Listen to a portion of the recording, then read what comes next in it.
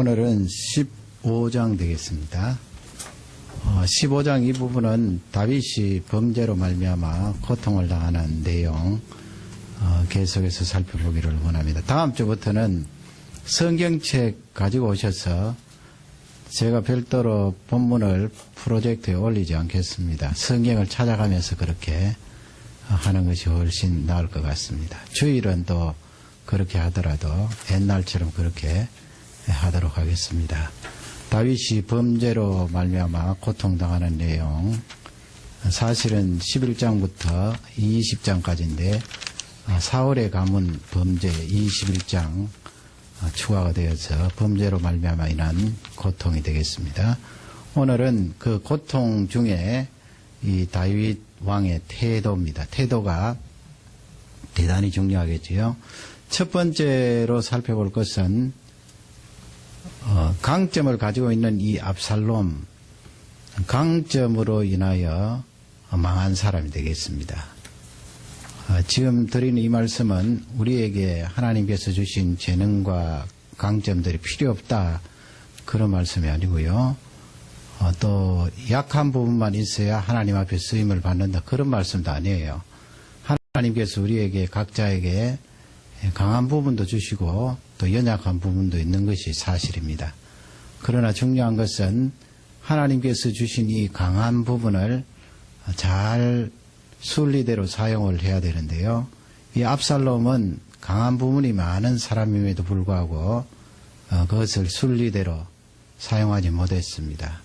이 세상의 이치, 순리, 더욱이 하나님의 말씀에 그 순리를 역행했기 때문에 결국 망한 사람이 되고 맙니다. 그러니 이 말씀을 통하여 내가 연약한 부분이 많다 그렇게 생각하여서 낙심할 필요도 없고요. 또 강한 부분이 많다 생각하여 교만할 필요도 없습니다. 단지 약하든 강하든 내가 하나님 앞에 어떻게 말씀에 붙들려서 귀하게 살아가는가 하는 그것이 대단히 중요합니다. 태도가 되겠지요. 그 압살롬이 어떤 강점을 가지고 있는가, 14장 25절 26절 보면 기록을 하고 있습니다. 우리 앞쪽을 보시면서 14장 25절 먼저 읽겠습니다. 이스라엘 가운데 압살롬같이 아름다움으로 크게 칭찬받는 자가 없었으니 저는 발바닥부터 정수리까지 흠이 없음이라. 한마디로 줄이면 요즘식으로 말하면 얼짱입니다. 얼짱. 그건 뭐 얼굴 모습만 그런 것이 아니고 참 아름답다, 그렇게 성경은 기록하고 있습니다. 성경은 정확하지요. 잘생기지 않았는데 잘생겼다, 그렇게 절대로 표현하지 않습니다. 성령께서는 잘생겼으면 잘생겼다고 말하고 또 아름다우면 아름답다고 그렇게 표현을 하는데, 이 압살롬은 발바닥에서부터 머리끝까지 흠잡을 데가 없는 그런 남자였습니다. 그러니 이스라엘 백성들이 볼 때마다 칭찬을 아끼지 않았지요. 그때나 지금이나 겉모습 이렇게 보고 평가하는 경우가 별 다를 바가 없습니다. 지금도 마찬가지고, 지금은 더 상업화되고 그것만 자꾸 강조하게 되니까 세상이 이상하게 돌아가는데요. 당시에도 이 압살롬을 보면서 야, 얼짱이구나, 저 사람은 도대체 겉모습을 보고는 흠잡을 데가 없다, 그렇게 입을 벌려서 칭찬을 하곤 했습니다. 하나님께서 그에게 주신 강점이죠. 그 얼마나 큰 축복입니까? 그 강한 부분을 가지고 하나님 앞에 감사하면서 어떻게 하면 내가 하나님 원하시는 그 방향대로 이 강한 부분을 사용할까, 그렇게 고심해야 되는데 이 왕자는 그렇지 못했어요. 26절 또 부연해서 설명을 합니다. 26절을 다 같이 읽겠습니다. 그 머리털이 무거움으로 연말마다 깎았으며 그 머리털을 깎을 때 달아본 즉 왕의 저울로 200세겔에 있더라. 약 2.3kg, 딱 정확하다라고 말할 수는 없는데 하여튼 이 매년 머리카락을 깎는데 그 무게가 2.3kg 되니까 상당히 무겁잖아요. 그 남자지만 머리숱이 많고 머리가 길게 이렇게 드리워져 있으면 치렁치렁해서 그 머리를 봐도 감탄을 절로 할 지경입니다. 이건 뭘 말합니까? 그 머리가 2.3kg 되니까 건강하다는 거죠. 건강하지 않은 사람이 어떻게 머리가 그렇게 길게 자라고 또 그 자른 머리카락이 2kg 이상 될 수가 있을까요? 이 압살롬 왕자는 건강하다 하는 것을 성경을 통해서 우리는 잘 알 수가 있습니다. 갖출 것은 다 갖춘 사람이에요. 거기에다가 어떤 또 강점이 있습니까? 쭉 12장부터 내려오면서 13장 이렇게 살펴보면은 이 압살롬은 감정을 잘 다스린 사람입니다. 그 암논이 자기 친누이를 그렇게 겁탈했을 때 보통 사람 같으면 감정을 잘 다스릴 수가 없겠지요. 당장 가서 맥살을 잡든 또 아니면 크게 따질 텐데 이 압살롬은 누이를 진정시키고 자기 자신도 꼭 참는 것을 볼 수 있어요. 물론 그 속에는 악의적인 의도가 있었습니다마는 당장 그렇게 분을 내고 자신의 감정을 터뜨리는 그런 사람 아니었어요. 그러니 긍정적으로 생각하면 이 사람은 어느 정도의 리더십을 갖춘 사람으로 그렇게 보면 됩니다. 자기 감정을 다스리고 통제한다는 것이 쉬운 일이 아니거든요. 얼마나 강점이 많아요. 그런 이 압살롬, 또 우리가 다 읽지는 않았습니다마는 이 압살롬이 이스라엘 백성들을 자꾸 마음을 사게 되지요. 다윗 임금님이 바쁘니까 재판을 많이 할 수가 없습니다.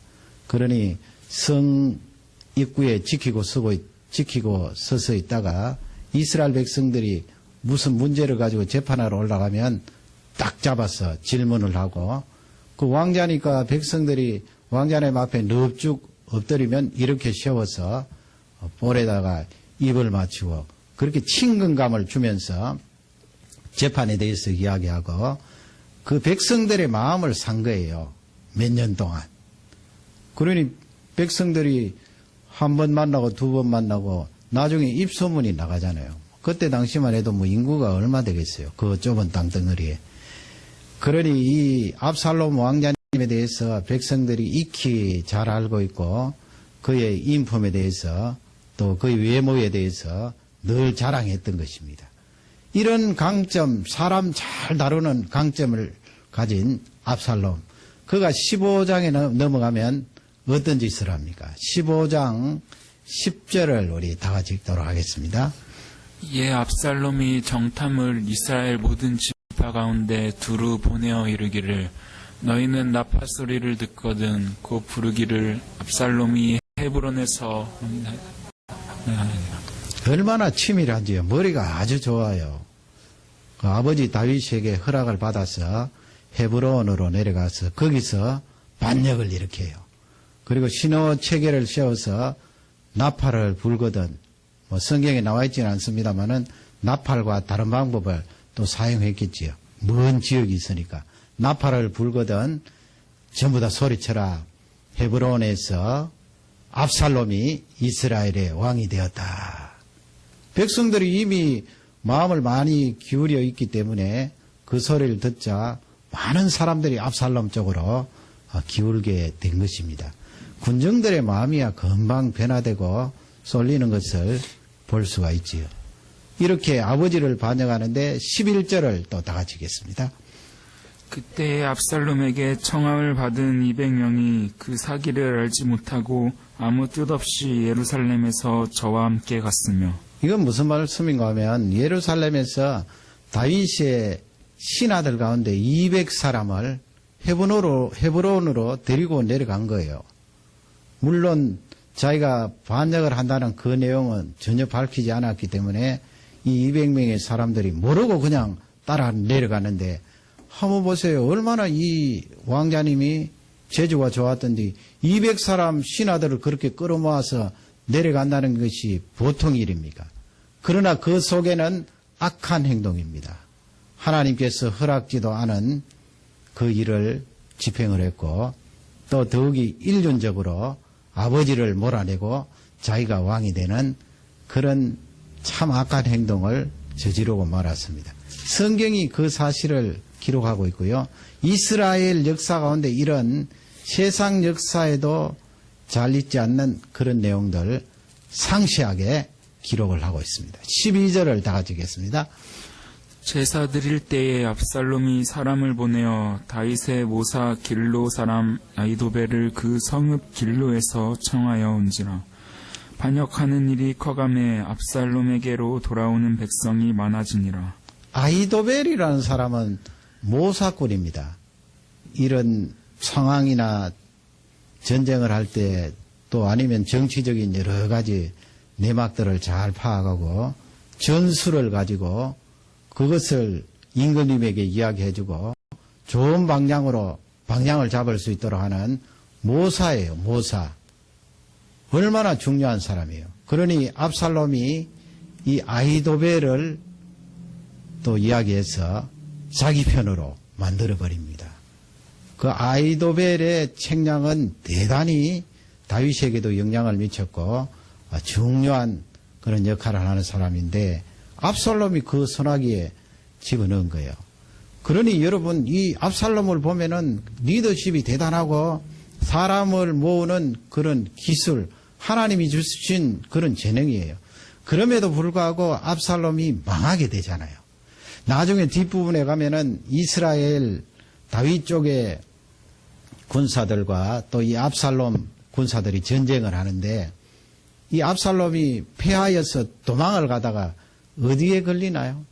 나무에 탁 걸리는데 머리카락이 나무에 쫙 걸려서 대롱대롱했어요. 그럴 때 요압이 와서 그의 생명을 빼앗는데 지금 14장 말씀에 보면은 압살롬이 가지고 있는 강점 중에 하나가 머리카락이잖아요. 그 치렁치렁한 머리카락을 사람들이 자랑하고 칭찬했는데 결국 그 머리카락에 걸려서 전쟁에 패하게 되고 생명을 잃는 그 내용을 성경은 기록하고 있습니다. 왜 그렇게 하나님께서 그 영혼을 데리고 가셨나요? 내가 너에게 강한 강점을 많이 주었는데 그 강점을 가지고 하나님 앞에 선한 대로 사용하지 않고 악한 대로 사용했기 때문에 너는 가지고 있는 그 강점으로 망했다는 것을 우리에게 잘 알려주고 있습니다. 그러니 여러분 내가 하나님 앞에 받은 이 강점을 하나님의 방법대로 잘 사용하는 그 일이 대단히 중요하겠지요. 반면에 나의 약한 부분을 너무 비탄하지 말고 하나님 앞에 메어 달리고 하나님 이 약한 부분을 채워주셔서 능력을 다해 주세요. 하나님의 능력이 나에게 오셔서 이 약한 부분이 능력 있게 쓰임 받을 수 있도록 도와주셔야 하는 그 태도가 대단히 중요하다는 것을 우리에게 알려주고 있습니다. 두 번째 이제 살펴볼 것은 다윗의 태도입니다. 고난을 당하고 징계를 받을 때 우리의 태도가 대단히 중요하죠. 이 태도 속에는 행동도 들어가겠습니다만은 말하는 말도 들어가고 생각도 들어가고 다 들어가겠지요. 다윗이 그 태도 가운데 중요한 것은 하나님 내가 지금 징계를 받고 있는데 이 징계의 해결자는 하나님이십니다. 열쇠는 하나님께서 가지고 계십니다 하는 그 마음으로 징계를 받고 있어요. 그 위급한 상황 가운데서도 다윗은 그 중심을 가지고 피난 생활을 떠나게 되는데요. 지도를 보시면 다윗이 저렇게 도망을 가는데 예루살렘에서 출발해서 도망을 가지요. 아래쪽으로 남쪽으로 가는 것이 아니고요. 위쪽으로 갑니다. 바울임 하면은 다음 시간에 하겠습니다만은 유명한 자리지요. 장소입니다. 그 베냐민 지파 사람 중에 한 사람이 다윗을 향해서 저주하는 바울임. 그 예루살렘 위쪽이 원래 베냐민 지파 땅이지 않습니까? 그 밑이 유다 지파 땅이고요. 다윗이 저렇게 신하들과 용사들과 함께 바울임을 지나서 요단강 쪽으로 가다가 요단강을 건너게 되지요. 후세의 그 책략으로 인하여서 도움을 받아서 요단강을 무사히 건너고 요단강 저편 동편에 있는 마하나임이라는 그 장소로 가서 거기서 지내게 되는데 결국 하나님께서 그의 손을 들어주셔서 그 마하나임에서 다시 예루살렘으로 돌아오는 승리를 거두게 됩니다.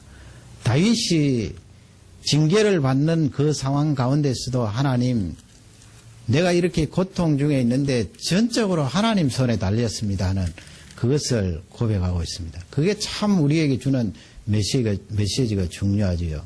내가 뭐 일이 잘 되고 있던 또 일이 지금 상당히 어렵던 상황이 열악하던 그 관계 없습니다.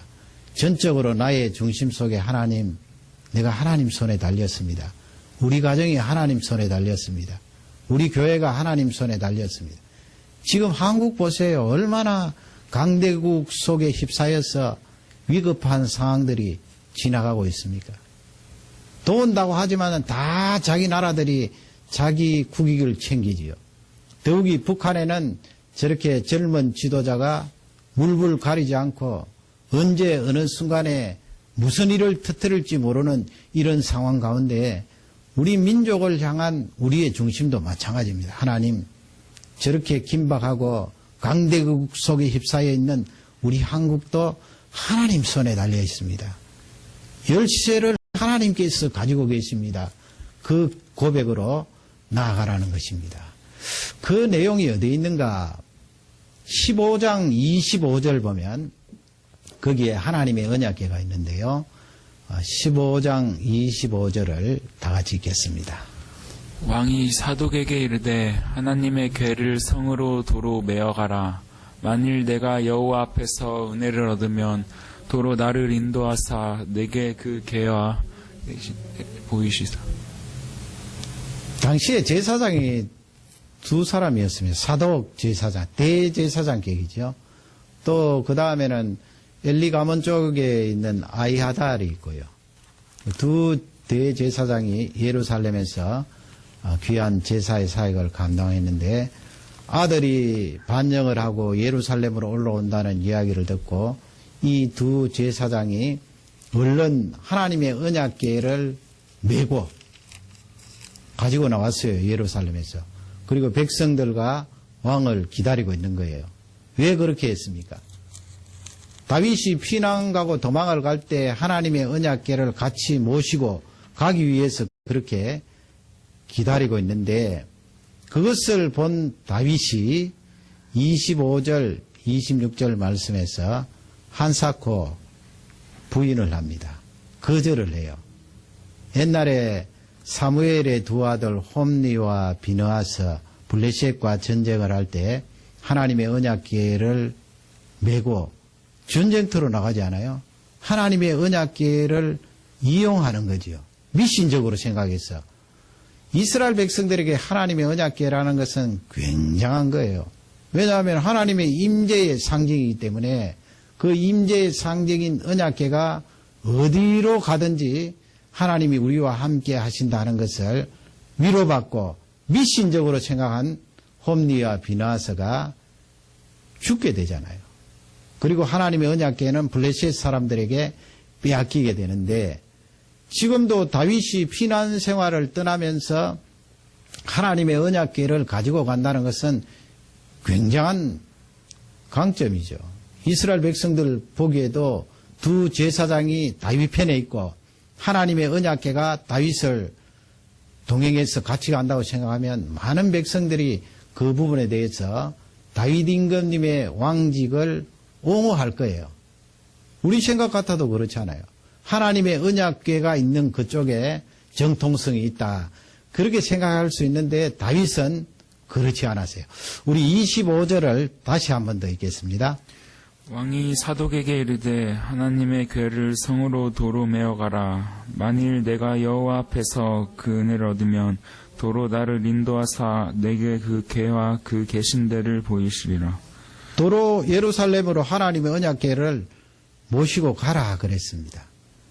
자기에게 유리함에도 불구하고 뭐 하나님의 언약궤 제사장들이 메고 왔는데 그냥 가만히 둬도 되잖아요. 그건 죄악이다 죄악이 아니다 그렇게 할 수는 없는 거예요. 가만히 둬도 되는데 다윗은 하나님의 언약궤를 예루살렘으로 다시 돌려보내고 그가 무엇을 붙들었습니까?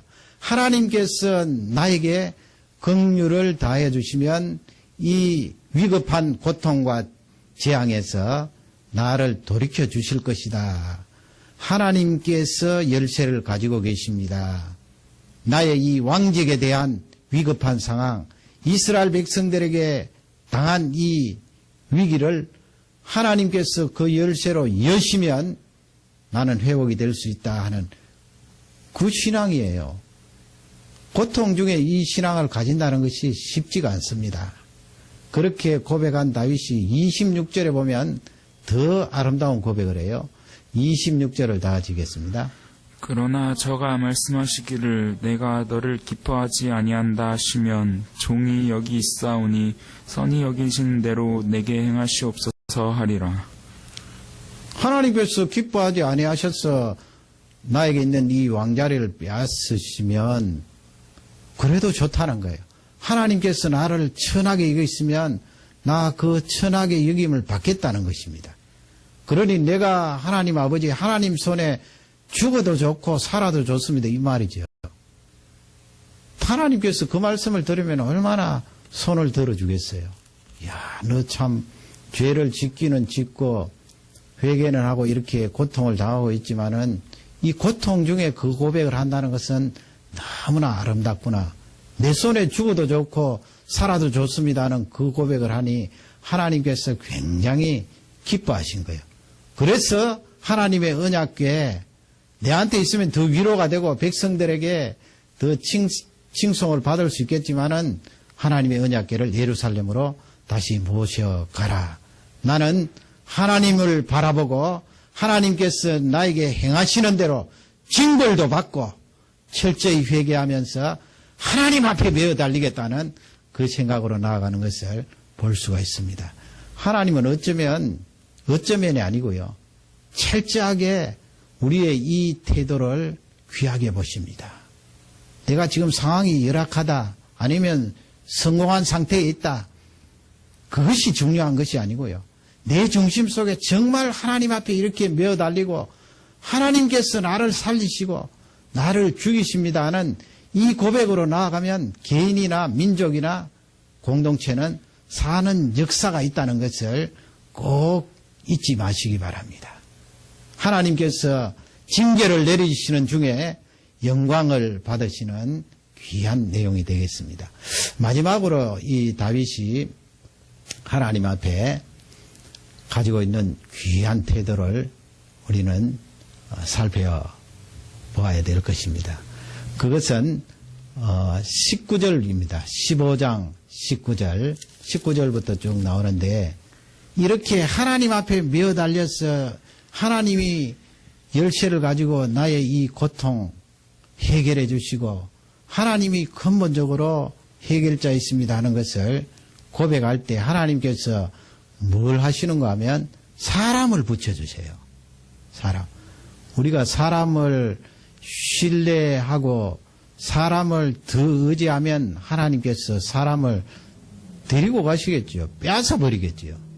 하나님을 더 의지하고 하나님을 더 바라봐야 되는데 사람을 철저하게 의지해 버리면 하나님께서 반대로 하십니다마는 다윗처럼 하나님께 메어 달려서 하나님을 바라보면 사람을 붙여줘요. 얼마나 귀한 메시지입니까? 이렇게 피난 가고 힘을 잃어버릴 때 하나님께서 사람을 붙여주는데요. 한두 사람이 아니에요. 대개 이렇게 젊은 사람이 아버지를 향해서 아들이 반역을 일으키고 많은 이스라엘 백성들이 마음이 그에게 쏠려서 마음을 바꾸잖아요. 이제 다윗은 나이가 어느 정도 많고 그러니 멀리 보면은 젊은 왕자에게 많은 사람이 가는 것이 당연해요.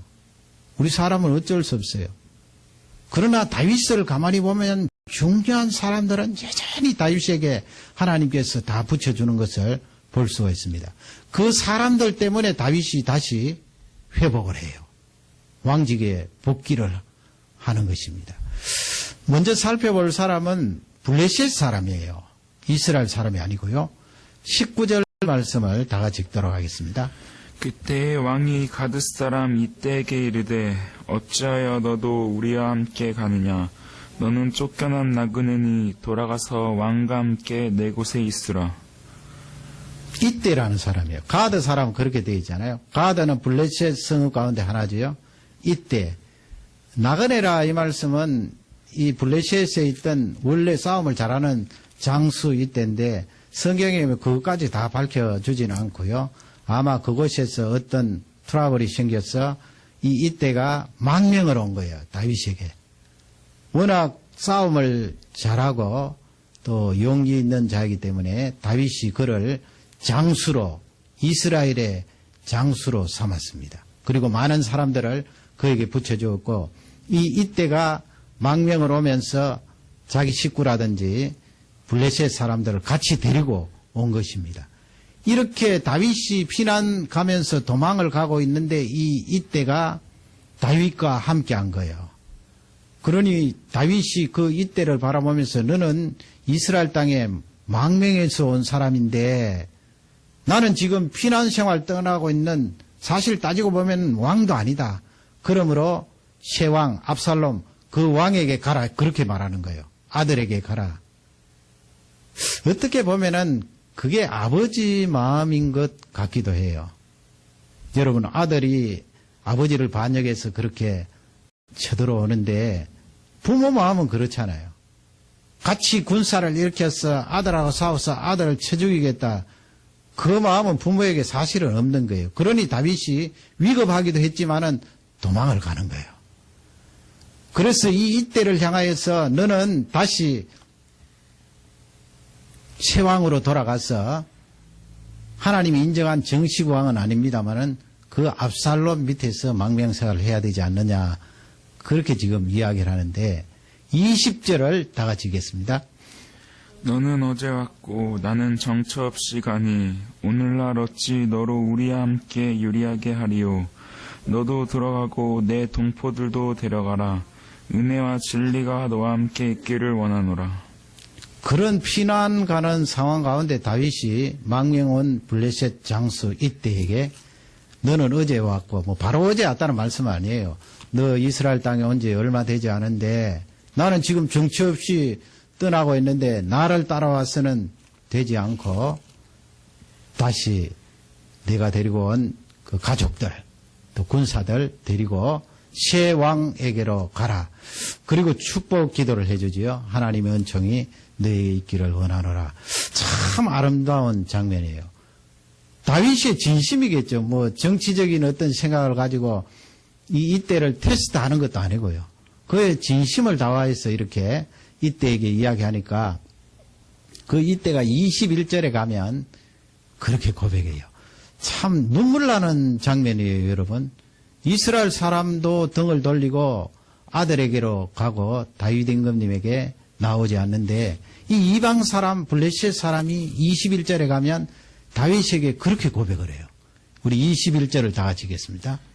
이때가 왕께 대답하여 가로되 여호와의 사심과 우리 주 왕의 사심으로 맹세하옵나니 진실로 내 주 왕께서 어느 곳에 계시든지 물론 사생하고 종도 그곳에 있겠나이다. 앞쪽에는 하나님에 대한 신앙 고백을 하죠. 이 사람이 블레셋 땅에서 다곤 신을 섬기고 우상을 섬겼던 사람입니다만 다시 망명 와서 여호와 하나님을 섬겼기 때문에 그렇게 하나님 앞에 맹세를 하는데 한마디로 줄이면 다윗 임금님이 가시는 곳에 제가 가겠습니다. 조금 더 심하게 말하면 왕이 죽으면 저도 죽고 왕이 살아계시면 저도 살아계시고 어디를 가든지 임금님을 따라가겠습니다. 충성을 다하겠습니다. 하나님을 메어 달리고 하나님께 열쇠가 달려 있습니다. 그렇게 고백하니까 이 다윗이 매여 있지 않잖아요. 이런 위급한 상황에서 한 사람의 장수가 필요하고 한 사람의 군사가 더 필요한데 아들과 싸우려면 말이죠. 그러나 자유하게 된 거예요. 하나님께 맡겨버리니까. 그러니 그 이때를 향하여서 그 싸움 잘하는 사람을 아들에게 돌려보내려고 그러는 거예요. 그 말이 되기나 합니까? 그렇게 말했더니 이때가 절대로 그렇지 않다는 거예요. 왕을 따라가겠습니다. 왕과 함께 죽겠습니다. 하나님 앞에 그렇게 맹세하는 이때 하나님이 붙여주신 거죠. 하나님이 사람을 붙여주신 것입니다. 그것을 우리에게 잘 알려주고 있습니다. 그 다음에 29절에 보면 이 다윗이 제사장들을 다시 예루살렘으로 돌려보냅니다. 아까 그 언약궤를 가지고 다시 예루살렘으로 돌아가라 그렇게 이야기를 합니다. 물론 그쪽에 돌아가서 다윗을 도울 수 있는 그런 기회가 있으면 도와달라 그렇게 이야기하지만 근본적으로 제사장들도 다윗과 함께 있으면 얼마나 좋아요. 얼마나 힘이 되어요. 그리고 제사장들은 하나님 앞에 기도드릴 때 우림과 둠빔을 가지고 하나님의 뜻을 가르쳐주는 사람이잖아요. 그런데도 예루살렘으로 이 사독과 아이아달을 돌려보내는 거예요. 29절을 다 가지겠습니다. 사독과 아이아달이 하나님의 궤를 예루살렘으로 도로 메어다가 놓고 거기 유하니라. 사독과 이 제사장이 다시 예루살렘으로 돌아가서 다윗을 배신한 게 아니고요. 결정적인 순간에 다윗에게 중요한 첩보를 알려주는 그 사독 아들들이 그렇게 해서 다윗이 목숨을 건지는 내용이 다음 장에 나와 있습니다. 그러니 하나님께서 사람을 붙여준 거예요. 결정적인 그 순간의 역할을 할 수 있도록. 압살롬 가까이 있으면서 그런 귀한 일을 해서 다윗이 복직이 되는데 귀한 역할을 하게 되는 것입니다. 그 다음에는 후세라는 사람이에요. 후세라는 사람이 다 읽을 수는 없고요. 32절 다 같이 읽겠습니다. 다윗이 하나님을 경배하는 마루턱에 이를 때에 아렉 사람 후세가 옷을 찢고 흙을 머리에 무릅쓰고 다윗을 맞으러 온지라. 후세와 다윗은 친구 사이예요. 이 후세는 아히도벨처럼 아주 책략이 뛰어난 사람이에요. 상황을 잘 판단하고 사람을 잘 보고 그 옛날에도 심리전도 잘 파악을 하고 또 이 상황 전체 환경도 파악을 하고 자연일기도 파악하고 이렇게 해서 전쟁에 이길 수 있도록 하는 아주 훌륭한 책략자예요. 모사가 되겠지요. 아히도벨과 버금갈 정도로 훌륭한 사람인데 이 사람이 마음을 바꾸지 않고 다윗 임금님이 나루터에 왔을 때 자기 옷을 찢고 흙을 뒤집어 쓰면서 그렇게 다윗 임금님이 도망가는 그 광경에 같이 슬퍼하고 애통해하는 후세입니다. 후세. 이 후세를 하나님께서 다윗에게 붙여준 거예요.